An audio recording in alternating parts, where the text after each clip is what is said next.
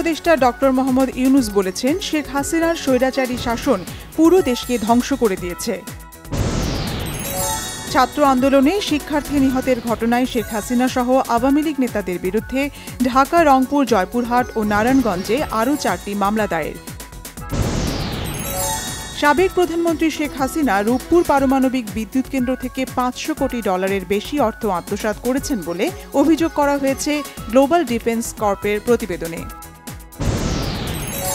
সাবেক ভূমিমন্ত্রী সাইফুজ্জামান চৌধুরী, সাবেক DMP commissioner Asaduzzaman মিয়া ও ডিএমপির সাবেক ডিবি প্রধান হারুনুর রশিদের বিরুদ্ধে অনুসন্ধান শুরু করেছে দুদক। প্রাণ রক্ষায় সেনানিবাসের রাজনীতিক, বিচারক, পুলিশ কর্মকর্তা সহ 626 জনের আশ্রয়, এখন আছেন 7 জন, জানিয়েছে আইএসপিআর। চিকিৎসার জন্য খালেদা জিয়া কোন দেশে কোন হাসপাতালে যাবেন এখনও তা নির্ধারিত হয়নি, জানিয়েছেন খালেদা জিয়ার চিকিৎসক ডাক্তার AZM জাহিদ হোসেন। শিক্ষার্থীদের আন্দোলনে সকল শহীদের পরিবারের দায়িত্ব ও আহতদের চিকিৎসার সব খরচ বহন করবে অন্তর্বর্তীকালীন সরকার, জানিয়েছেন সমন্বয়কারীরা। আগের শিক্ষা পদ্ধতিতে ফেরার চেষ্টা করবে সরকার, জানিয়েছেন শিক্ষা উপদেষ্টা ডক্টর ওয়াহিদ উদ্দিন মাহমুদ। সাংবাদিক সাগর রুনি হত্যাকাণ্ডের বিচারের নামে প্রহসন হয়েছে, জানিয়েছেন তথ্য উপদেষ্টা নাহিদ ইসলাম। নতুন কোনো স্টেশন না করেও বর্তমান বিদ্যুৎ দিয়ে 2030 সাল পর্যন্ত চাহিদা মেটানো সম্ভব, জানিয়েছেন সিপিডির গবেষণা পরিচালক ডক্টর খন্দকার গোলাম মোয়াজ্জেম।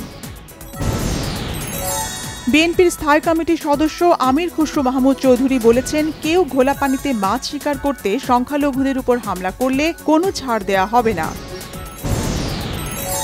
জুলাই ও অগাস্টের গণহত্যা এবং গত 15 বছরের গুম খুনের বিচারের দাবি জানিয়েছেন বিএনপির আন্তর্জাতিক বিষয়ক কমিটির সদস্য ইঞ্জিনিয়ার ইশরাক হোসেন। প্রতারণা ও জালিয়াতি করে তত্ত্বাবধায়ক সরকার ব্যবস্থার রায় পরিবর্তনের দায়ে সাবেক প্রধান বিচারপতি খায়রুল হকের বিরুদ্ধে মামলা খারিজ করে দিয়েছে সিএমএম কোর্ট। কক্সবাজারের পেকুয়ায় পাহাড় ধসে নারী, শিশুসহ একই পরিবারের 3 জনের মৃত্যু হয়েছে। মাঙ্কিপক্স ভাইরাসের সংক্রমণ থেকে বাঁচতে বিশেষ সতর্কতা জারি করেছে বেনাপোল ইমিগ্রেশনের স্বাস্থ্য বিভাগ। গাজার আল জাওয়াইদা এলাকায় বাস্তুচ্যুত ফিলিস্তিনিদের উপর বোমা হামলা চালিয়ে 9 শিশুসহ একই পরিবারের 15 জনকে হত্যা করেছে ইসরায়েলি সেনারা। পশ্চিমবঙ্গে নারী চিকিৎসককে ধর্ষণ ও হত্যার প্রতিবাদে বিক্ষোভে উত্তাল গোটা ভারত, বিভিন্ন হাসপাতালে কর্মবিরতি চলছে। বিসিবি সহ কোনো ফেডারেশনে যেন এক নায়কতন্ত্র চালু হতে না পারে সেই ব্যবস্থা নেওয়া হবে, জানিয়েছেন যুব ও ক্রীড়া উপদেষ্টা আসিফ মাহমুদ। অস্ট্রেলিয়ায় টপ অ্যান্ড টি20 সিরিজের ফাইনালে অ্যাডিলেড স্ট্রাইকার্সের কাছে 32 রানে হেরে গেছে বাংলাদেশ।